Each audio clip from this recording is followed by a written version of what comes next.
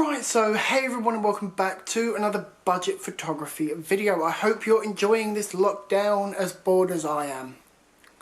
Yes, I am very bored to the point of where I've even cut my hair. I thought now that it's getting hotter, I better get rid of it all, so that's exactly what I did. I got rid of all of my hair. So in today's video I want to give you guys a little rundown of your camera. Now I am going to be showing the 5D Mark II, but for Canon users and for a lot of normal cameras it will still kind of be the same, but it is more or less for Canon users. So here we have the front of the camera, we have a side of the camera, the back of the camera, and the last side just there, and then the bottom. So let's start with the front of the camera. So this is obviously, as I just said, the front, and the biggest thing right here is the lens mount. This is a lens mount cover.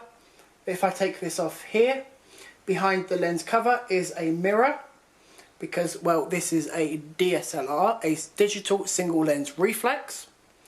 And if I lift up that mirror, behind that is a curtain, and behind the curtain is the image sensor. Now this is a 21 megapixel full frame CMOS Canon sensor. Closing that down, as you can see, we've got the full ring here. Nice metal, a nice metal mount with golden or bronze, whatever you want to call it, down here, contacts, so that the lens and the camera can communicate for autofocus and stabilization. Now in particular, this is an EF mount, not an EFS, an EF mount, which means it takes Canon full frame lenses, such as this 50mm with a metal back. Red dots, the red dots go together, they link up, push it in, and you twist until you hear the click. Like that. And it shouldn't move at all. There should be no play at all in that. Now to remove a lens, round here we have a lens release button. You push that in and twist the lens.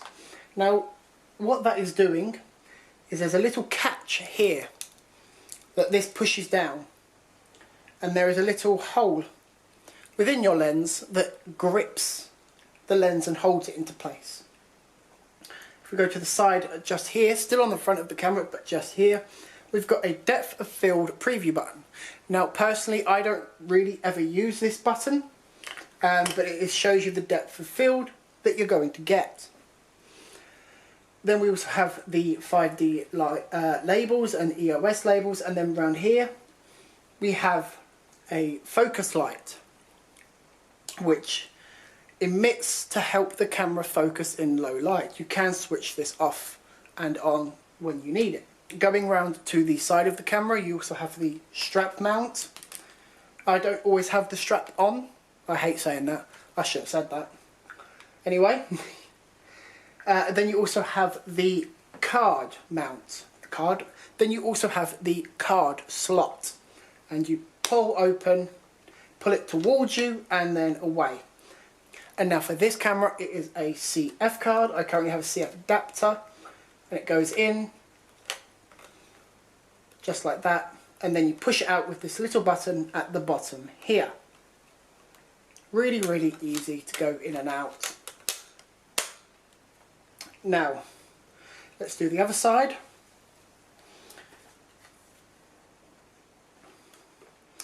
On here we have obviously the strap again, strap mount, and then here we have our plugs, sockets. So we have, if I take these covers off, these covers help to keep this weather sealed. So we have our flash, we have our remote shutter, we have a 3.5mm jack, a micro USB, a HDMI, and an AV out. And well, they're pretty self-explanatory, to be fair. On the bottom, to be fair, this one has a plug here on the bottom that I don't really know about. I have tried looking it up. I think it's for Canon's official battery grip of some sort, but I'm not sure. And then we also have the 1.5 inch screw hole for tripods, gimbals and any mounts that you need. We also have the battery and battery door. This one specifically opens with a little latch that you pull down. So you put it down and then pull the door open. And then there is a little catch just there. And what that does is that releases the battery and you can safely pull it out. And then you just plant it in and you'll feel a little bit of resistance as you hit the internal spring. So as you feel that resistance, just push it in until you hear the click. Then your battery is fully inserted. So here we have the back of the camera where you will spend about 90 to 99% of the time. The main biggest thing right here is the LCD. Whether you can play back any videos, look at your settings and do live view. Then you also have your OVF. This isn't a mirrorless camera, so this has an optical viewfinder. Mirrorless cameras have an electronic viewfinder. You also over here have a little dial for flicking through pictures, changing your aperture or your shutter speed.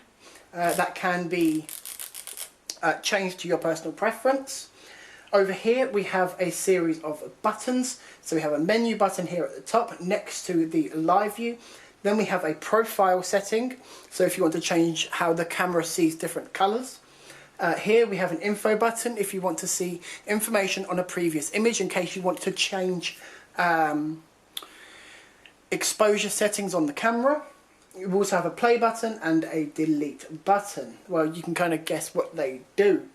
Now over here we have an AF button and a zoom in and zoom out button. So on most cameras you would half push the shutter button to focus the camera and then you take the picture when it beeps.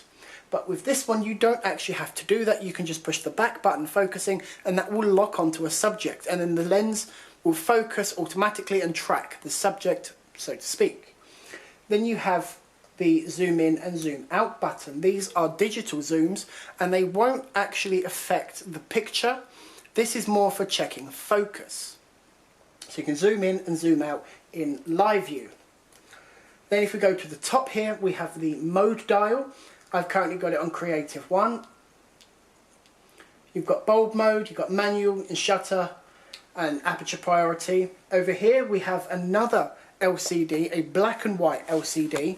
And this is more for if you can't use this main LCD, so you can still see everything that you've got going on. So your shutter speed, your ISO, you can change your white balance, your driver, which means you're focusing with that button, your ISO, and then it's got a little lamp. If I switch this on, you can push that and the little light will turn on and off. I can change my ISO, I can change my autofocus and my white balance. So if we move further on, we've got another little dial that again can be used for shutter speed and aperture or even your ISO. And then we have the obvious shutter button right there that lets you take the picture. Just like that. Anyway guys, thanks for joining me in this video and I hope you really enjoyed it and I will see you in the next one.